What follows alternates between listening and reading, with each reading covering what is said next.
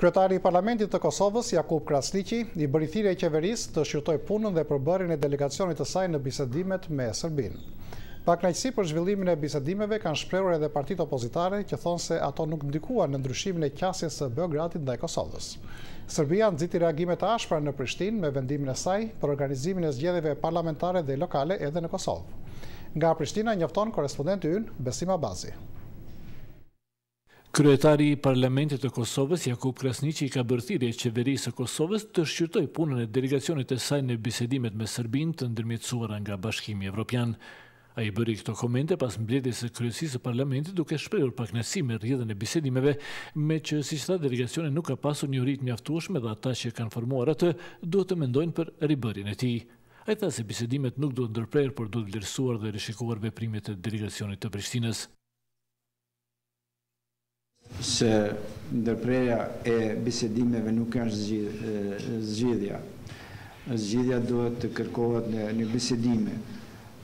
Dhe nëse delegacioni nuk ka arritur të kryejë detyrat dhe përgjegjësitë e veta që i ka me kushtetutë dhe me ligje, natyrisht ata që kanë formuar këtë delegacion duhet mendojnë edhe për të ndruar me e dërguar një delegacion që i kryen përgjegjësitë e veta në konform me ligjeve dhe kushtetutës së Republikës së Kosovës. Pakënaqësi me rrjedhën e bisedimeve kanë shprehur edhe partitë opozitare, të cilat më di kanë kërkuar edhe ndërprerjen e plotë të tyre. Ata të rreshin vërejtjen se ndonse bisedimet i mundsuan Serbisë të marrë statusin e vendit kandidat për antarësim në Bashkimin Evropian, nuk ndikuan në ndryshimin e qasjes së saj ndaj Kosovës. Prishtina reagoi ashpër ndaj paralajmërimeve se Serbia do të organizojë zgjedhjet e saj parlamentare lokale edhe në Kosovë.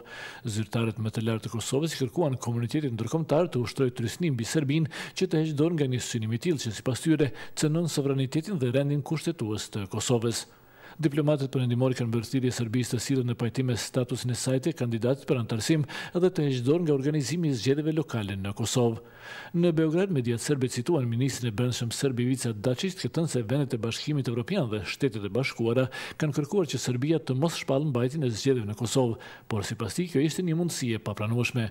Por autoritetet serbe thonë se misioni i Kombeve të Bashkuara është i vetmi mision që ka autoritet të interpretojë nëse zgjedhjet lokale serbe janë apo jo në kundërshtim me rezolutën 1244 të Këshillit të Sigurimit të Kombeve të Bashkuara, dhe Beogradi pret të bashkëndojë veprimet me këtë mision. Por UNMIK-u ende nuk ka komentuar këtë çështje. Që nga përfundimi i luftës, Serbia ka organizuar zgjedhjet e saj edhe në zonat e banuara me shumicë serbe në Kosovë dhe ndonse ato nuk janë mbështetur, as nuk janë penguar nga autoritetet vendase e ndërkombëtare, por kësaj radhe thuhet se Serbia duhet sillet në pajtim me statusin e saj të ri. Prishtina zyrtare thekson se bisedimet janë rrugë e kërkimit të zgjidhjeve evropiane, ndërsa organizimi i zgjedhjeve lokale serbe është në kundërshtim me këtë frymë dhe rrezikon madje edhe vetë bisedimet. Për Zërin e Amerikës, Besim Abazi, Prishtinë.